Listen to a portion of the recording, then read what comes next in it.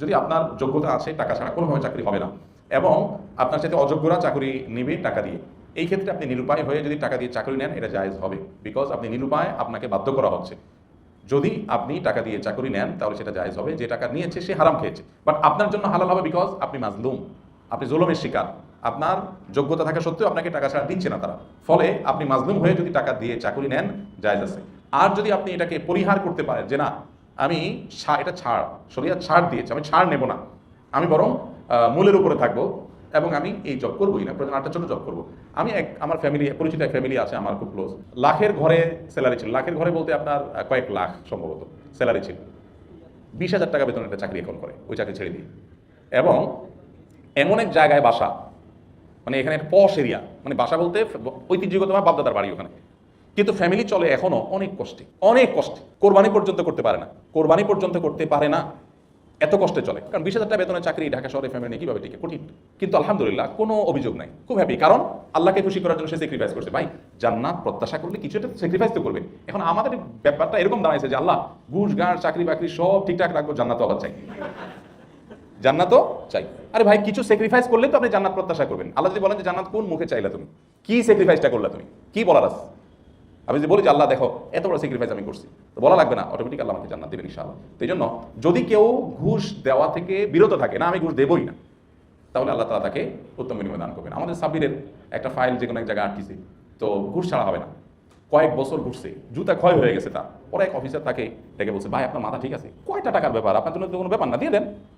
সাবির বলছে না আমি এটা দেবো না, এমনি বরিশাল মানুষ তেরা কিসিমের হয়, আমি এটা দেবো না, আমি এটা শেষ দেখবো। ওই ডিপার্টমেন্টের ডিপার্টমেন্টাল হেড, পুরো দেশের যে হেড, তার কাছে আমাকে সহ নিয়ে গেছে, সেও সমাধান করতে পারেনি। আরেক জায়গায় আমি সহ গেছি, তাও সমাধান করতে পারিনি। 4 বছর ধরে ঘুরছি। তো যেই দেখে সে বলে ভাই পাগল হয়েছেন আপনি, সিস্টেমটাই এরকম, কত টাকা দিলেই তো হয়ে যাবে। ও বলছে আমি দেবো না, কারণ আমি লিগাল, দেখি শেষ কথা, শেষ আলহামদুলিল্লাহ বিনা পয়সায় হয়েছি। তো এখন কেউ যদি এরকম সিরিয়াস হয় যে না আমি দেবো না, অন্যায় কাজ আমি করবো না, তো সে আল্লাহর কাছে আজর লাভ করবে। কিন্তু কেউ যদি দেয়, সে দায়ী হবে না।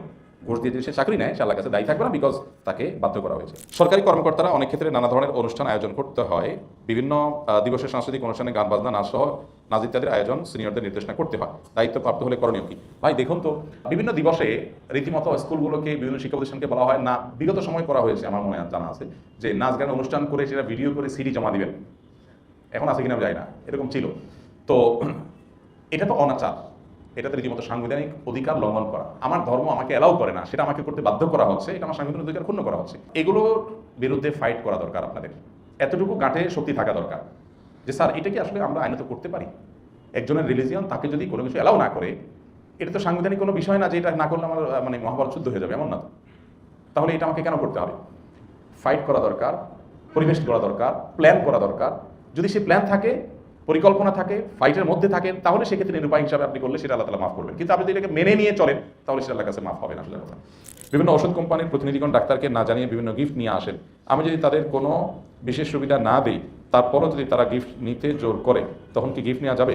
ভাই এই গিফটটা আপনারা জোর করে, আমরা তো চাইলেও দিবে না। মানে তাহলে বোঝা গেল ডাল মে কুছ ভি নেহি পুরাই কালা হ্যায়। মানে আপনি বলতেছেন যে আপনি কিচ্ছুই করবেন না, তাও আপনারা জোরাজোরি করবেন। ভাই দুনিয়া এরকম সহজ হয়ে গেল?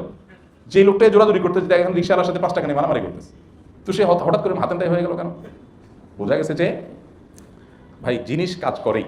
আপনি যখন গিফট গ্রহণ করবেন, আপনি দুর্বল হবেনই হবেন, তাই না? আপনি যখন পেশেন্টের কাছ থেকে ফি নিয়েছেন, তখন আপনি ফির বিনিময়ে পেশেন্টকে সার্ভিস দিবেন, এটা আপনার বাধ্যবাধকতা হয়ে গেছে। এরপরে অতিরিক্ত যদি আপনি এক্সট্রা সুবিধা নেন, সেটা উৎকোচ হবে। ঠিক একই কথা প্রযোজ্য সেই টিচারদের জন্য যারা স্টুডেন্টকে পড়াচ্ছেন আর বিশেষ গাইড সাজেশন করে ওই গাইড কোম্পানির কাছ থেকে কমিশন খান। এটা একই ক্যাটাগরি জিনিস। কারণ আপনি যখন একটা নির্দিষ্ট পয়সার বিনিময়ে তাকে পড়াচ্ছেন, তখন আপনার দায়িত্বের মধ্যে পড়ে গেছে তার জন্য উপযুক্ত গাইড সাজেশন করা। তো সেটা করে আপনি যখন নির্দিষ্ট দায়িত্ব পালন করে উপরে ইনকাম যেটা হয়, সেটাই ঘুষ হয়। আপনি ক্লায়েন্টের কাছ থেকে, পেশেন্টের কাছ থেকে আপনি যে টাকাটা নিচ্ছেন, সার্ভিসের বিনিময়ে সার্ভিস দিচ্ছেন, টাকা নিচ্ছেন, ফাইন। এখন অতিরিক্ত যেটা নিচ্ছেন সেটা কি? সেটাই ঘুষ। এই জন্য এটা জায়েজ নাই। কোনো গিফট যদি এরকম জোর করে দিয়ে যায়, তো সেটা নেওয়া জায়েজ নাই। যদি দেয়, তাহলে সওয়াবের নিয়ত করা ছাড়া দান করে দিবেন। সবচেয়ে ভালো তাদেরকে রিটার্ন করবেন, আপনারা সওয়াবের নিয়ত করা ছাড়া দান করে দিবেন। কি পরিমাণ এই কমিশন বাণিজ্যের কারণে পেশেন্টরা ক্ষতিগ্রস্ত হয়, এটা তো আমরা সবাই কম বেশি জানি। আপনি বলবেন না আমি চাই বা না চাই তারা দিবে, অথবা পেশেন্টের জন্য উপকারিতাই আমি লিখবো, অসুবিধা নেই, লেখা আমি কোনো 2 নম্বরই করবো না। ঠিক আছে, সেটা তো আপনি লিখতে এমনিও বাধ্য। উপকারটা না লিখলে তো আল্লাহর কাছে এমনি দায়ী হবেন আপনি। কিন্তু এইটা নবীজি একটা কথা বলেছেন, সহিহ মুসলিম হাদিসটা আছে, ফাবিমা তাখুযু মালা আখিক, একটা সুন্দর কথা, এটা লিখে রাখার মতো। ফাবিমা তাখুযু মালা আখিক, তুমি কারো কাছ থেকে কোনো কিছু নেওয়ার আগে তোমার এই প্রশ্নের উত্তর বের করতে হবে, কিসের বিনিময় নিচ্ছ তুমি, কি করে তুমি এটা নিচ্ছ। তার প্রোডাক্টটা যদি পারফেক্ট হয় পেশেন্টের জন্য, তো ওইটা তুমি এমনি লিখতে পারবো, তাহলে তার কাছ থেকে তুমি নিলা যেটা কিসের বিনিময়, তুমি তো কিছু দিলা না। তো এটা কিন্তু জায়েজ নাই আসলে, যদিও অনেকে আমরা এটা মানতে পারি না। কাস্টমসের চাকরি কি হালাল? আমার টাকায় আমি পণ্য কিনে দেশে আনবো, তাতে সরকার ট্যাক্স নিচ্ছে, এই কাস্টমস শুল্ক নেওয়ার বিধান কি? বড় প্রশ্ন। তবে উত্তর সহজ, উত্তর সহজ। সেটা হলো যে চাকরি হালাল, চাকরি হালাল হবে আপনার, আপনার চাকরি হারাম হবে না। বাট এই সিস্টেমটা, যে সিস্টেমটা প্রচলিত আছে, এই সিস্টেমটা এটা ইসলামী শরিয়ার বিবেচনা সঠিক কিনা, এগুলো আসলে এত দীর্ঘ গবেষণার বিষয়, 10-20 পৃষ্ঠা এটা ডিসকাস করতে হবে, সংক্ষেপে বলার জিনিস না। তবে কেউ চাকরি করলে তার চাকরি হারাম হবে না ইনশাআল্লাহ।